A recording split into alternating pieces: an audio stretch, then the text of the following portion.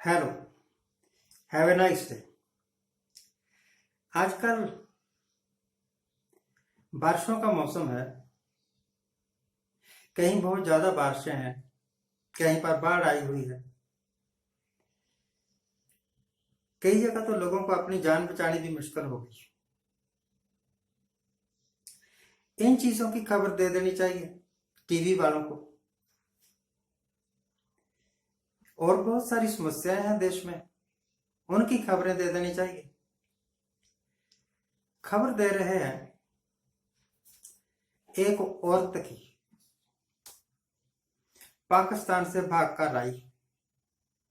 पहले दुबई गई, फिर पता नहीं कहां कहां घूमी, फिर नेपाल गई, नेपाल से बाय रोड यूपी में आ गई। वहां एक लड़के के साथ उसने लव मैरिज कर ली। ये खबर है। पाकिस्तान ने,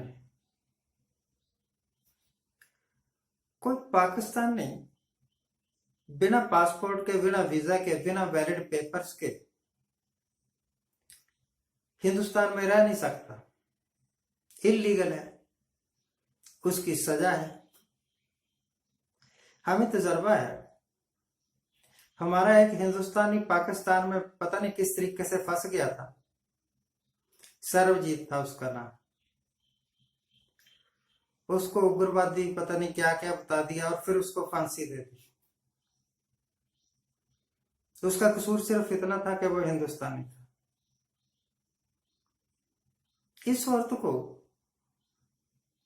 कानून पकड़े या ना पकड़े, इसका फैसला मीडिया वाले करते हैं।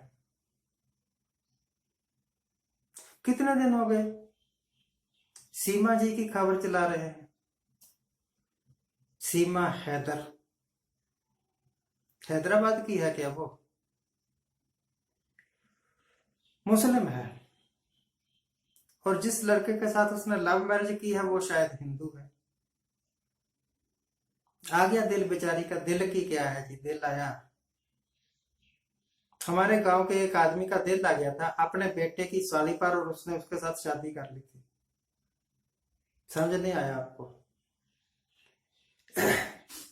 एक आदमी, उसका बेटा जो शादीशुदा था बेटा, उसकी साली, बेटे की साली, उसके ऊपर जनाब का दिल आ गया और शादी कर ली। तो ये जो यूपी का भैया लड़का है, उसका भी दिल आ गया पता नहीं। सीमा हैदर पर कर ली शादी, और टीवी पर खबर चला रहे हैं। घुसपैठियों को पकड़ने के वास्ते पुलिस है, घुसपैठियों को सजा देने के वास्ते कानून है।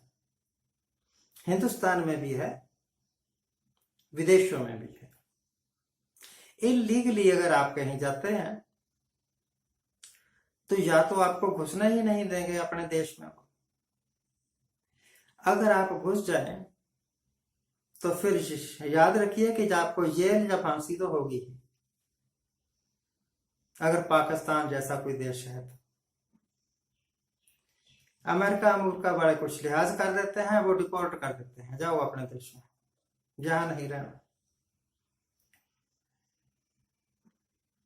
हमारे मीडिया जितने ये सवाल कर रहे हैं ना, इंटरव्यू ले रहे हैं उस सीमा हैदर का बार बार, हर एक चैनल वाला। क्यों भाई, वो किसी देश की प्राइम मिनिस्टर है।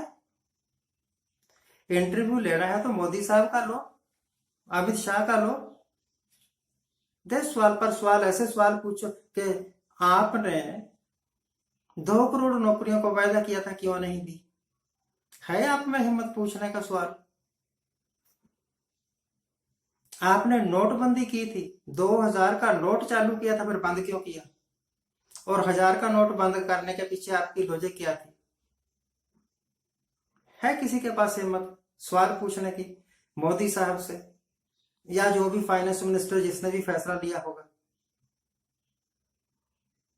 जो मीडिया है उसका फर्ज है सरकार की आलोचना करें, सवाल से सवाल पूछें,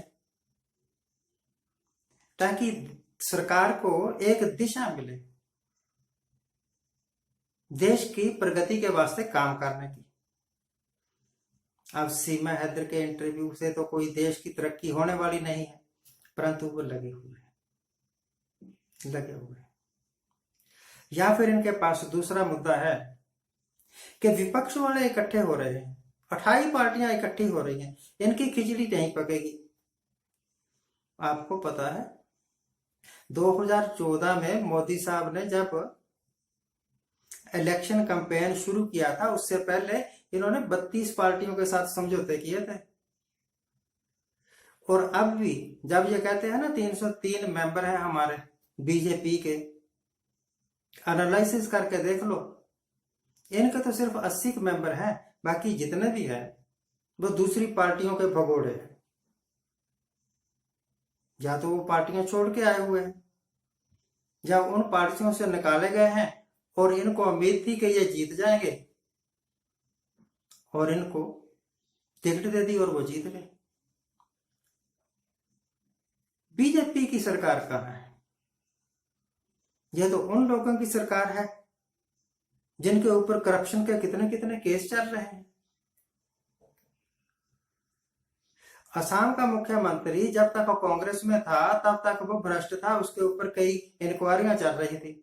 जब वो बीजेपी में शामिल हो गया, सारी इंक्वायरियां खत्म हो गई। एक ऐसी सरकार जो टिकी हुई है उन लोगों की मदद के ऊपर जो खुद ही बहुत करप्ट है, तो सरकार ईमानदार कैसे हो सकती है? कैसे कह सकते हैं कि हम ईमानदार सरकार है? जो सरकार कोई सवालों का जवाब नहीं दे सकती। राहुल गांधी ने रिफाल के बारे में सवाल किए, जवाब देते।